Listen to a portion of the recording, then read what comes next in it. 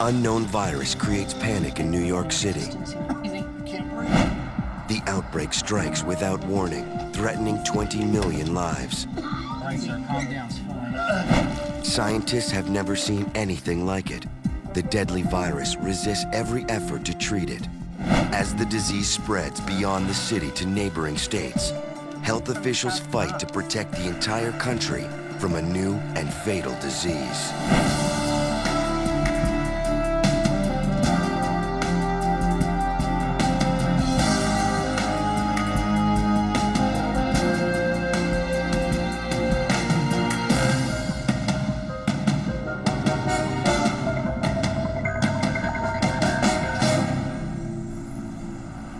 Some of the names in this program have been changed. In the summer of 1999, a mysterious virus first appeared in Queens, New York, a bustling community just a few miles from the concrete and skyscrapers of Manhattan. On August 12th, paramedics arrived at Flushing Hospital Medical Center with a 60-year-old man. Bill Turner was dehydrated and had a high fever. He was barely conscious. Turner had taken a few days off from work because he felt like he had the flu. Now, he was too weak to move. Turner's wife, Lily, was frantic. Emergency physicians had no way of knowing they were dealing with a virus that had never been seen in the Western Hemisphere. Let's go ahead and give him a 500cc bolus of normal saline, and let's get those antibiotics running. Let's go out and draw some blood cultures as well. Doctors ordered IV fluids to stabilize Turner and counter his dehydration. Based on the symptoms, the attending physician thought it looked like a case of pneumonia. He reassured Lily Turner. With fluids, rest, and antibiotic treatment, he anticipated a quick recovery. But within hours, Turner became disoriented. He was gasping for breath. He didn't recognize his own wife. Nurse! Turner became agitated. He had to be transferred to the intensive care unit. In the ICU, Bill Turner developed a frightening new symptom. Lab tests look pretty good, but He could no longer move his arms or legs. let us go ahead and take care of it. Lily Turner tried to remain calm as doctors explained her husband's worsening condition. With Bill's muscle weakness and his disorientation, they believed an infection was causing the dangerous swelling in his brain. The director of infectious diseases, Dr. Deborah Asnis, was paged by the ER. She was alarmed by Turner's rapid decline. I was concerned that someone that's 60 years old, who's a highly functioning individual, goes to work and is very active, could be so debilitated without a good answer. Well, the initial lab tests look okay. His chest X-ray is clear. Really not really sure. Dr. Asnis thought Turner might have encephalitis, an inflammation of the brain. Yeah, what? To find the cause of the inflammation, doctors performed a spinal tap. LP. When looking for problems that affect the brain, spinal fluid is an important diagnostic tool. Turner's spinal fluid contained unusually high levels of protein in white blood cells, evidence that he had contracted a viral infection. Doctors were now certain Bill Turner had viral encephalitis. There was nothing they could do to fight the virus. They could only fight the symptoms. Asnis prescribed steroids to reduce the swelling in his brain and hoped his body would fight off the infection. But one of his symptoms didn't make sense.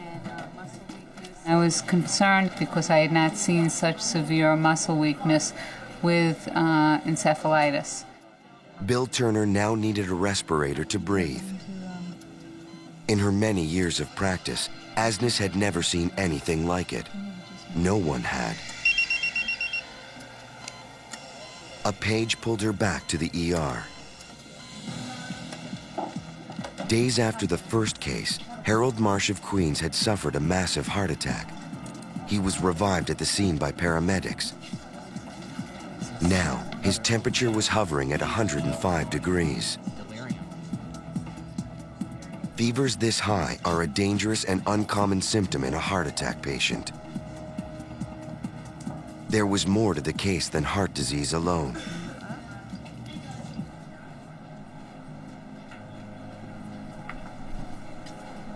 Dr. Asnes?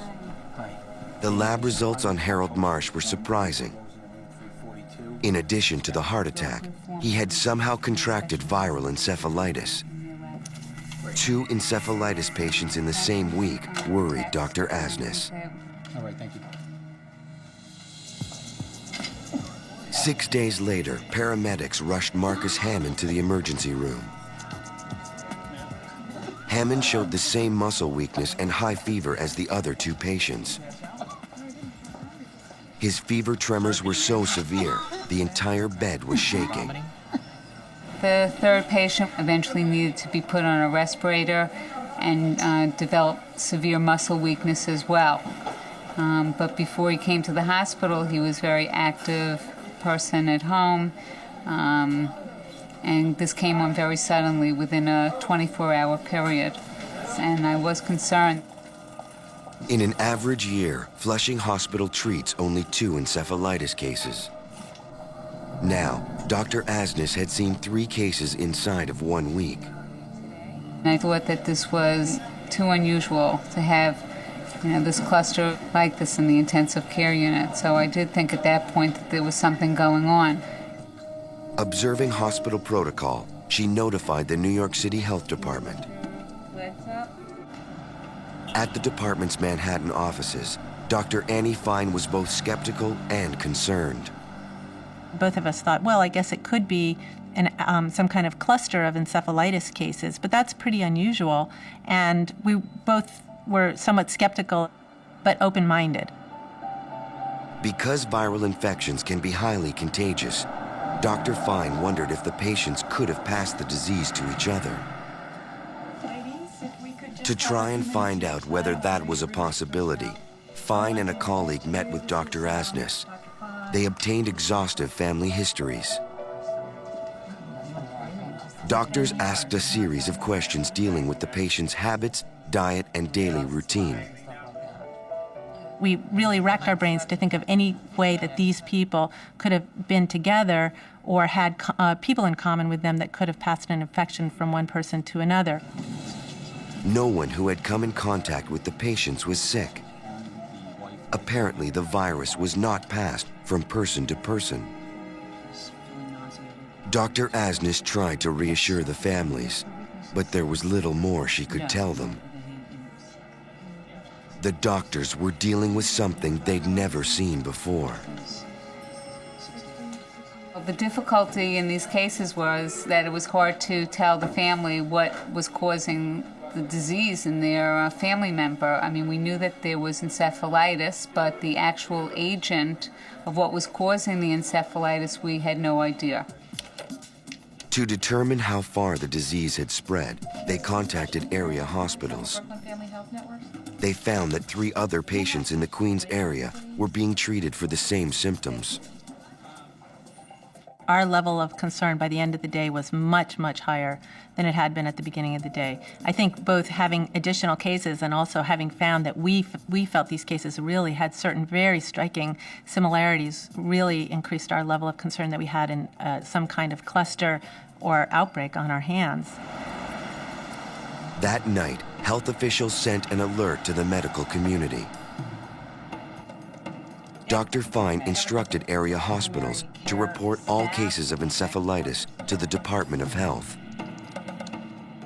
Normally in New York City, we do hear about cases of encephalitis. They get reported to the health department, But prior to 1999, the number of cases reported per year in the city was 8 to 12 in a city of 8 million people. And here we were in a small community in northern Queens with possibly 6 cases at the same time.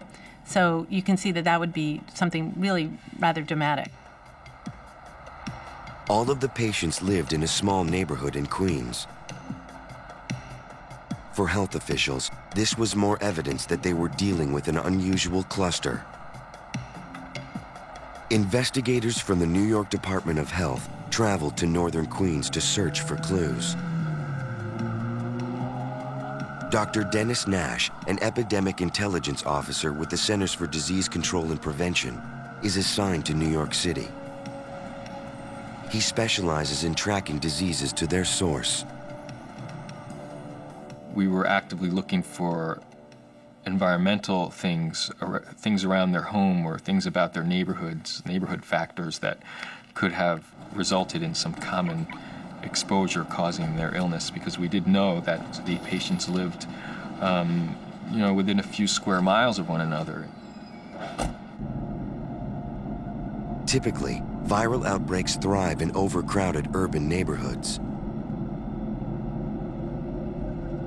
But less than 10 miles from Manhattan, the neighborhood in northern Queens was like a different world.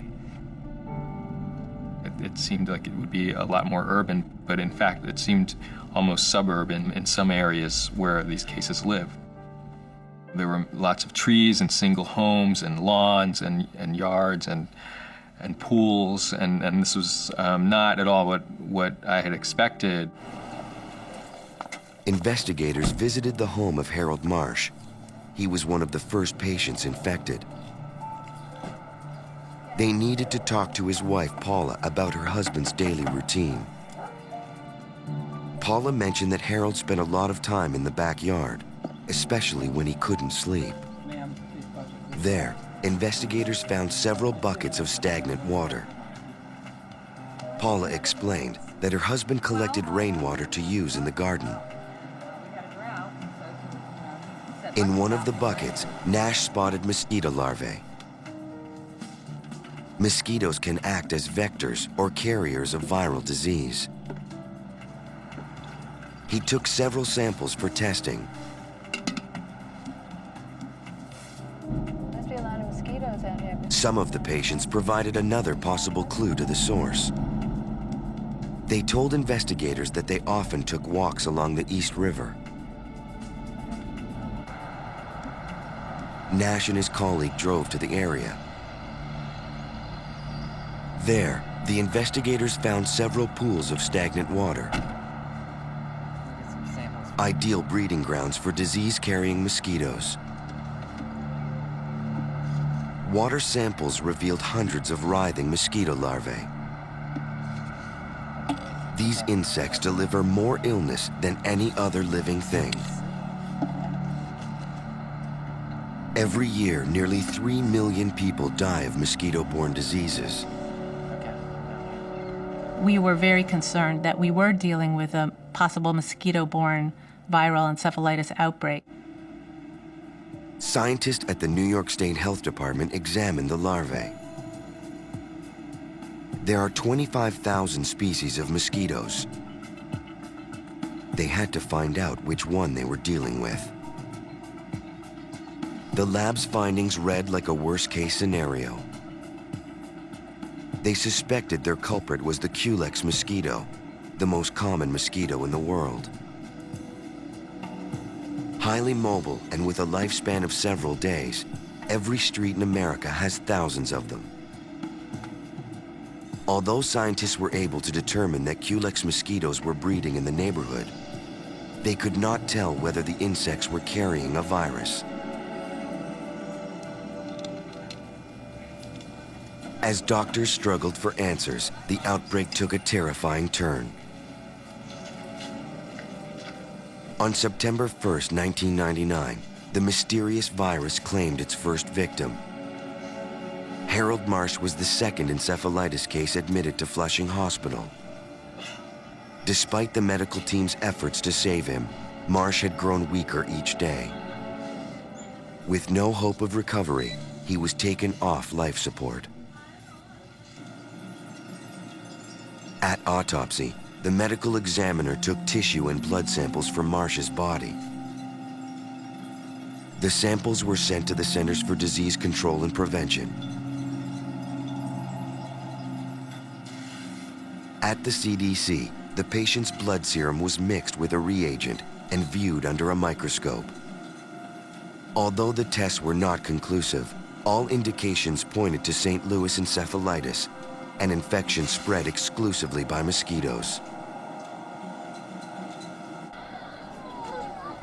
Then, a few miles from Queens, a vital clue in the investigation appeared.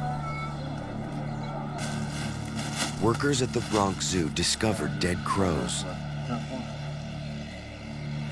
The birds were taken to veterinary pathologist Dr. Tracy McNamara at the zoo's lab. Here I am at the zoo dealing with encephalitic crows and encephalitic zoo birds, and I was like, whoa, I wonder if there could potentially be a link between what's going on in the bird kingdom and what's going on in the patients. If the deaths were linked, she reasoned, the human outbreak could not be St. Louis encephalitis.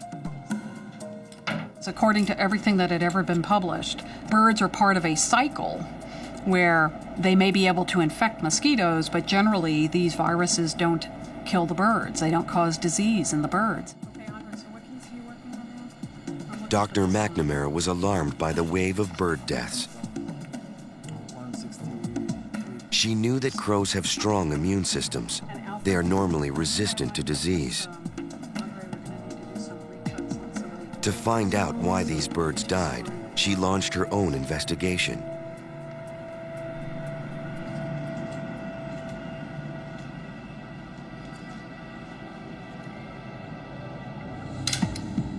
McNamara found dark patches and hemorrhaging at the back of the crow's skulls, which are signs of viral encephalitis.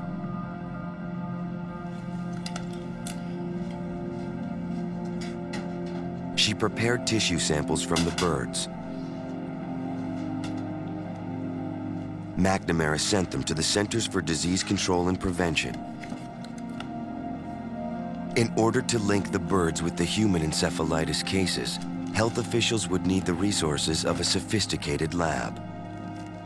I was certain this was a viral problem, and I knew it wasn't something I had seen in all my years of experience. It was pretty scary. At the CDC, the samples went to the head of the diagnostic laboratory, Dr. Robert Lanciotti.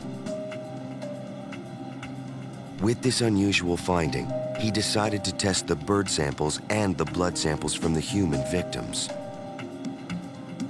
We were assuming that this was St. Louis encephalitis, so we did a variety of tests looking for 4 or 5 different viruses at the same time, and the result we got was very unusual. We found that the virus did not react with any of our St. Louis tests at all.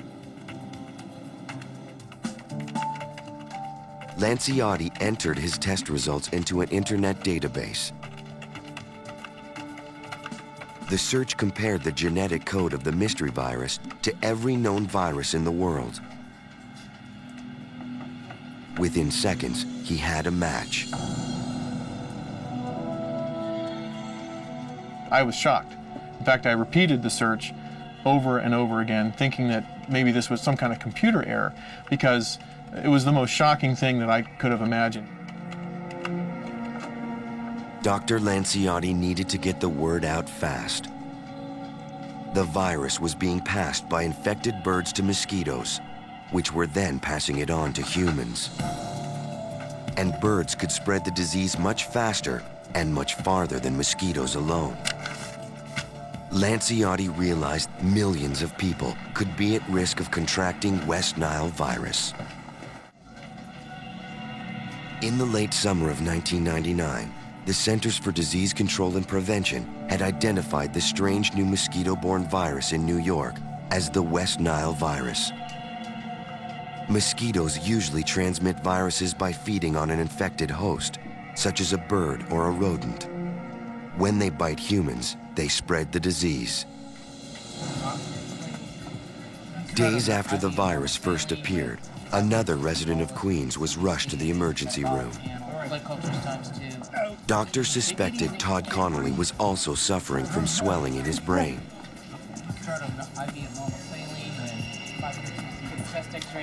He struggled violently as doctors and nurses tried to restrain him. Delirious, he didn't know where he was. Based on the symptoms, they suspected West Nile could be causing the infection.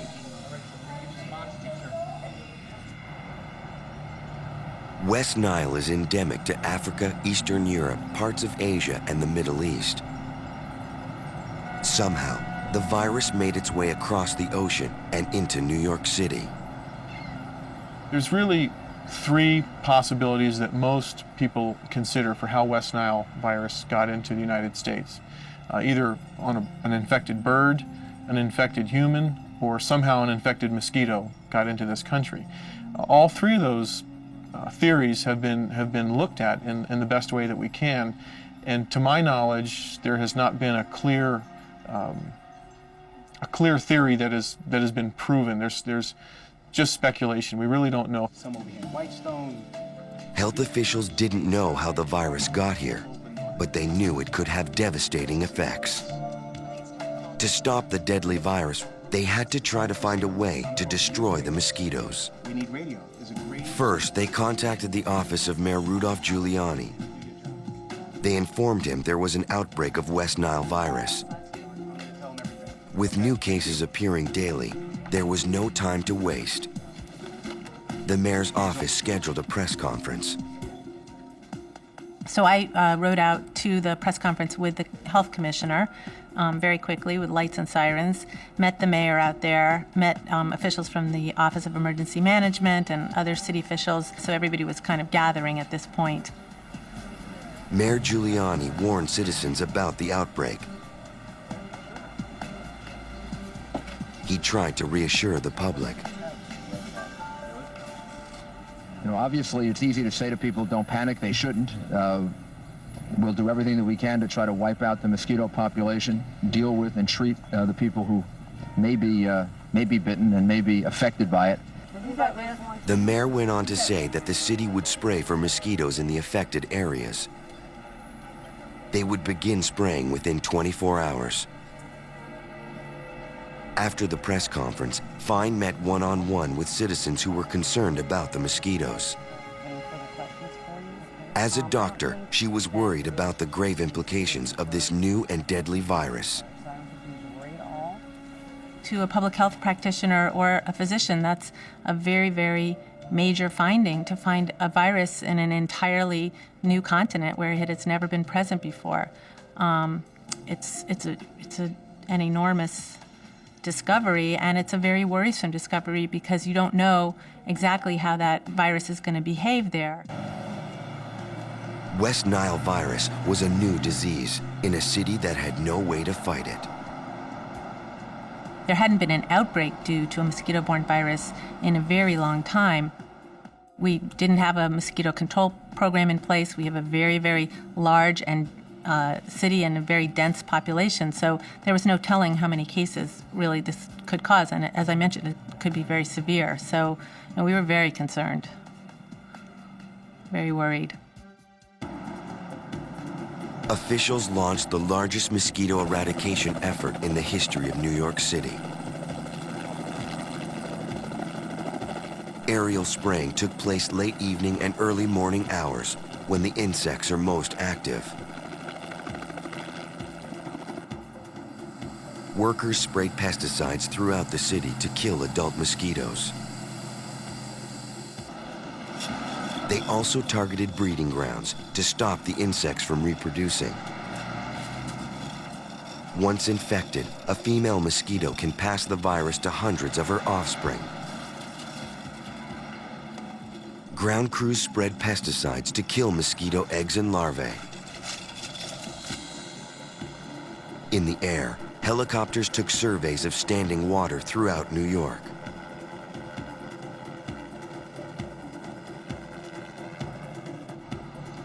Health workers went door to door warning residents to get rid of standing water. They were also advised to stay inside after dark when mosquitoes are most active.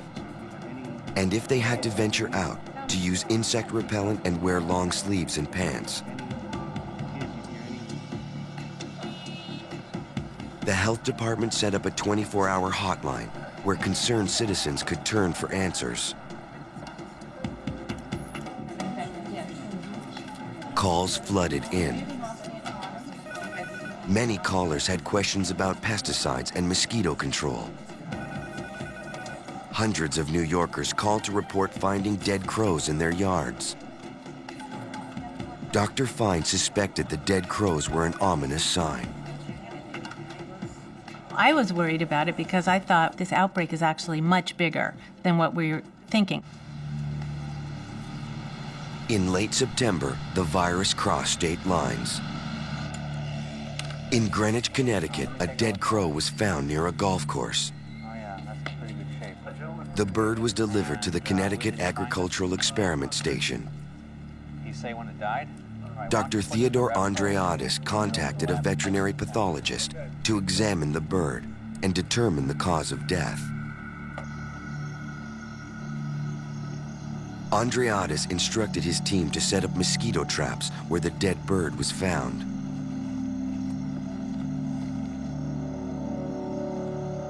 There was a great potential for a human outbreak to occur here in Connecticut as well, so it was very important for us to get out and test mosquitoes to find out how significant a threat it was, and to examine this crow mortality to see if we could tie the two together.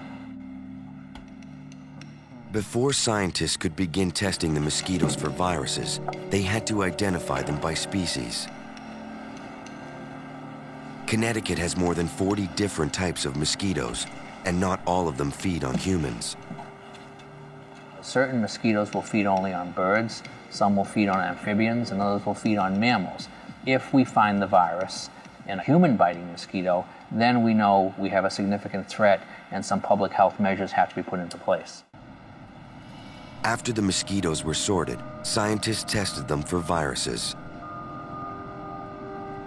The painstaking process would tell them if any of the insects were carrying some type of virus. The samples were placed in vials of liquid and agitated to break up the mosquito's mass.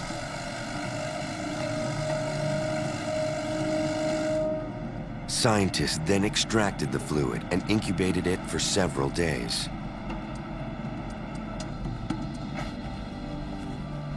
If a virus was present, the liquid would appear cloudy. In this case, there was no doubt about the results.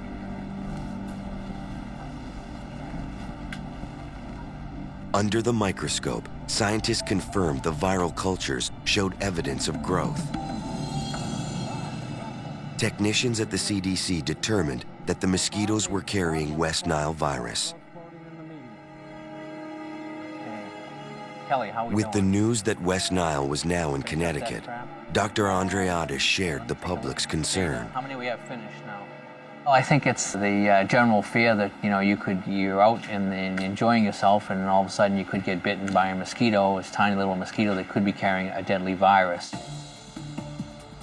By November of 1999, cold weather had come to the Northeast, and the active mosquito populations in New York and Connecticut died off.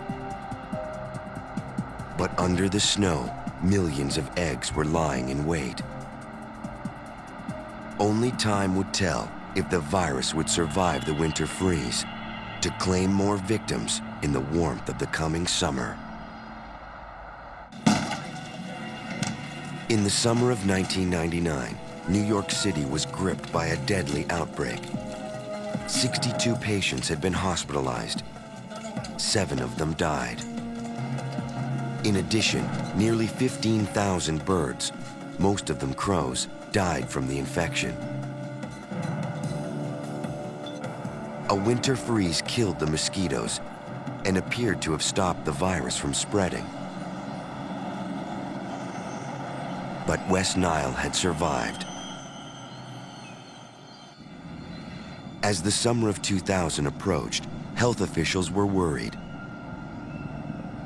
the mosquito population was beginning to emerge along with the West Nile virus. The disease spread throughout the Northeast. It claimed victims as far south as North Carolina and as far west as Pennsylvania.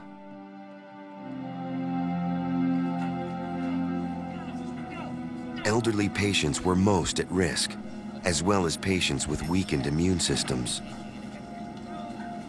As the summer of 2000 wore on, the death toll climbed. The virus showed no signs of stopping. Over the next 2 years, West Nile had spread to nearly 30 states.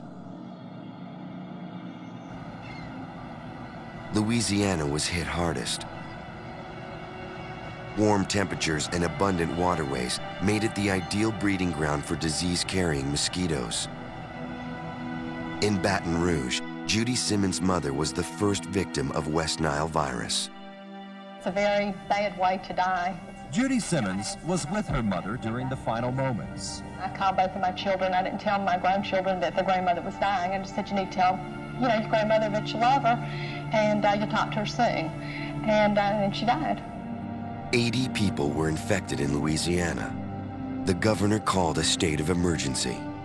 On oxygen, feeding tube, she couldn't eat. It's horrible. Louisiana spent millions of dollars to track the outbreak and get rid of the mosquitoes.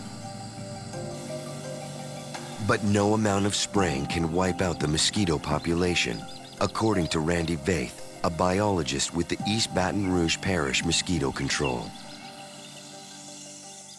You're not going to be able to completely control the mosquito populations. You can educate people to where they are not going to be exposed to the mosquitoes carrying it, and you can reduce those populations down significantly, but you're still going to have some mosquitoes and you're going to have some humans bitten.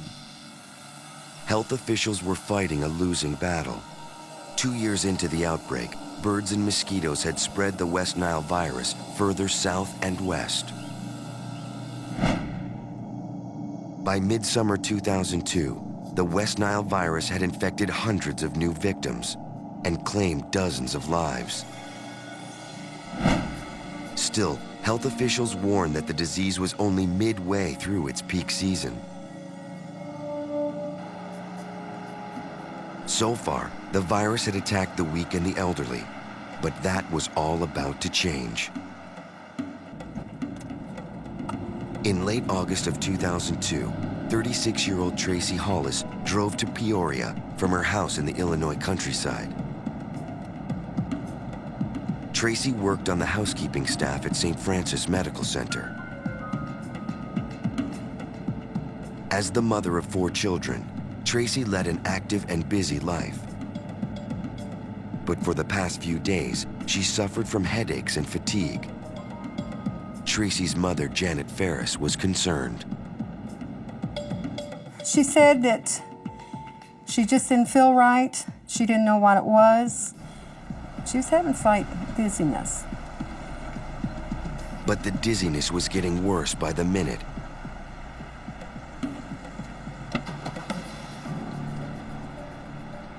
As she headed inside, her legs gave out. She managed to pick herself up, and she went a little further, hanging on to cars and stop signs and things like that. And she collapsed a second time. Tracy couldn't understand what was happening to her. Her legs felt shaky. Hi, can I help you? She made her way to the hospital's emergency room. Teresa, can you grab that wheelchair, please? What's going on today? Nurses in the ER took Tracy to an exam room and paged the emergency physician. Here you go. Dr. Paul Matthews examined Tracy that morning. Tracy had symptoms consistent with a flu-like illness. She had fever, headache, body aches, some generalized fatigue and weakness, and she also had some cramping in her lower legs. Although Tracy was weak and disoriented, she was able to communicate her symptoms to the doctor. She also had a fever of 104.5. She had a headache, she had a stiff neck, and she also had some weakness in her legs. In fact, she had trouble walking and trouble maintaining her balance. Dr. Matthews believed Tracy's symptoms were consistent with encephalitis and meningitis, and inflammation of the lining around the brain. The West Nile virus can cause these conditions. But West Nile doesn't usually strike someone so young. And Tracy had developed a very troubling symptom. She was suffering with severe paralysis. Her polio-like symptoms had never previously been associated with West Nile virus. Doctors were not certain of a diagnosis. They feared that if the paralysis intensified, Tracy might not survive. Doctors in Peoria, Illinois, frantically looked for answers to diagnose the illness that threatened the life of 36-year-old Tracy Hollis. They believed she had West Nile virus, but were waiting for test results to confirm. Her severe paralysis puzzled doctors. They had never seen anything like it. Dr. Matthews ordered a battery of additional tests, including a spinal tap and MRI, or magnetic resonance imaging. They hoped the MRI would allow them to better see the cause of her debilitating paralysis. Using radio waves, the machine performs a scan of the brain. It allows doctors to see a two-dimensional model of the tissue in the brain and detect swelling, blood flow, and any abnormal growths. The test confirmed the swelling in Tracy's brain. She had meningitis, but that didn't identify the source of her paralysis. Dr. David Slagle, chief of infectious disease at the hospital, was called in to consult on Tracy's case. He suspected her fever and the meningitis were caused by the West Nile virus.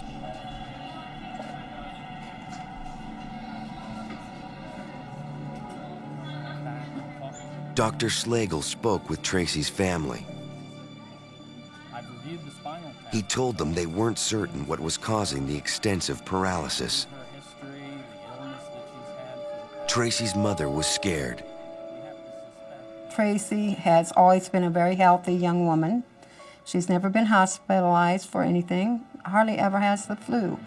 I knew that when her legs would not work, it had to be something serious. Of course, I was thinking the worst. I did not know what it was. I was thinking, multiple sclerosis or maybe a stroke, something to that effect. Samples of Tracy's spinal fluid were shipped to the state lab for testing. The lab test would take several days.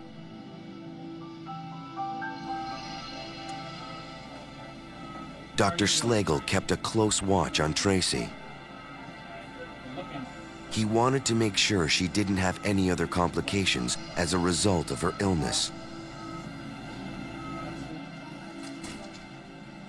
Several days later, Tracy's test came back. Doctors now had confirmation. Tracy had West Nile virus, but the cause of her paralysis was still a mystery. The unusual feature of Tracy's infection was the weakness in her legs. The fact that she is younger than most of the patients we see with symptomatic West Nile virus infection was also concerning. Tracy's family stayed by her side. There was little the staff could do for her beyond supporting her with intravenous fluids and nutrition. She was in and out of sleep. She'd drift in and out. She didn't say much. She was very quiet. I was very frightened. Over the following week, her family became hopeful that Tracy's life was no longer in danger. Tracy's body began to win the battle against West Nile. Her fever dropped and the swelling in her brain tissue subsided. But partial paralysis in her legs remained. The virus had attacked the nerves in her spinal column, leaving extensive damage. 2 agonizing weeks after her illness first started, Tracy was finally well enough to go home. But the question of her paralysis remained unsettled. We couldn't tell her how quickly it would get better. We couldn't tell her to what extent she might have some residual leg weakness after the infection was resolved. These are uncertainties in regards to an infection that's new in this country that we simply can't tell at this point in time what the ultimate prognosis for many patients will be. When Tracy came home from the hospital, she needed help from her mother and the rest of her family. Everyday chores were difficult.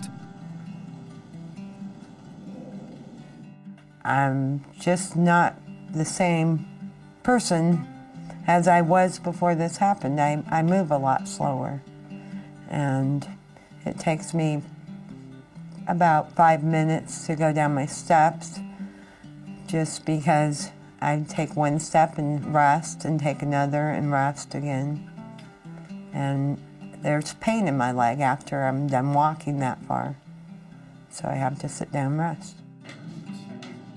Over several months, Tracy has worked hard to regain her mobility. Her mother has watched the toll the illness has taken on Tracy and her family.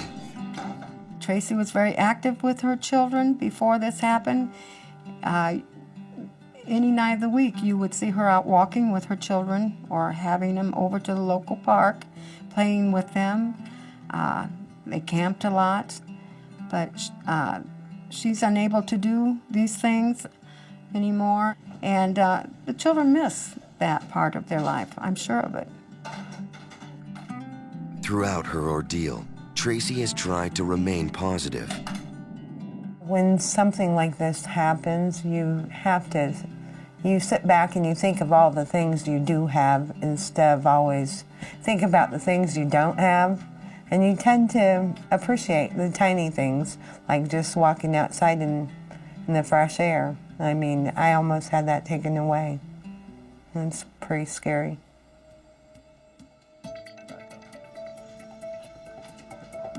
In addition to the support of her family, physical therapy has played a key role in her rehabilitation. Any pain on that side? Counting.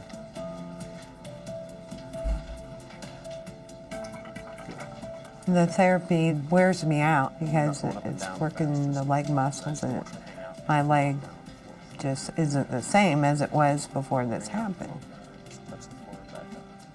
The doctors believe that I will have 100% usage of my leg, but it's just going to take a lot of work and time on my part. I'd like to be out walking with my children a year from now and doing the same thing I was doing before this happened. As Tracy works to regain her life one step at a time, the West Nile virus races on. The news that West Nile can cause paralysis is a terrifying development. Doctors struggle to understand this disease as it evolves.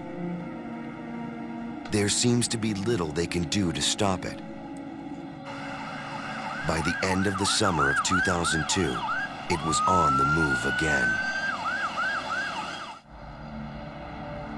Spread by mosquitoes, West Nile virus first appeared in the United States in a small community in Queens, New York in the summer of 1999. Within 3 years, every state east of the Rockies was battling the deadly virus. West Nile moved like wildfire across the country. By the end of the summer of 2002, West Nile reached California. Experts believe that in time, the virus will reach every state in the U.S. and eventually spread throughout the Western Hemisphere. Its effects will be far-reaching, according to the CDC's Dr. Robert Lanciotti. West Nile virus has drastically changed the public health infrastructure in this country, and I've seen incredible changes. Prior to 1999, there were only a limited number of state public health labs that had extensive testing for mosquito and tick-borne viruses. The CDC has mounted an enormous effort to diagnose and combat the disease. Early detection is important, and since 1999, state health labs have been trained by the CDC to increase their testing of infectious disease. They're able to test for West Nile, so they don't have to wait for samples to be collected and shipped to us to do their testing. They can test right in their own jurisdiction and learn very early on if there's West Nile. But scientists can't test everyone coming into the country. Every day, thousands of airplanes carry hundreds of thousands of passengers in and out of the United States, making it easier to transport disease. We need to be really on the lookout and alert for new diseases, unexpected diseases, things that happen in one place that may not have happened or even been reported in another place, like, for example, bird deaths. West Nile has affected over 100 species of birds. The future of many more remains uncertain. Those species that are currently threatened, like the bald eagle, are most at risk. We don't know what impact it'll have on bird populations. Perhaps over time, birds will build up some immunity and we won't see these large die-offs. But I think in the short term, we're going to see this continue. This West Nile virus is permanently established here in the United States. It's going to persist. It won't go away. Migrating birds will continue to spread the virus. No one is safe from the bite of an infected mosquito. Mosquitoes will never successfully be eradicated. There are millions in every backyard in America. For now, there is no cure or vaccine to fight the disease. The best defense is precaution and prevention against the mosquitoes that carry West Nile. Across the country, states are working to control the mosquito populations to keep residents safe. We will always have a risk of an outbreak. We will always have a risk that this virus could cause an outbreak, especially in urban areas. Since it first appeared in 1999, there have been nearly 4,000 cases of West Nile virus reported in the United States, and over 200 fatalities. Scientists are working to develop a vaccine in the next 3 years. Until then, health officials can only hope to limit the disease's reach and to wait and see what next summer will bring.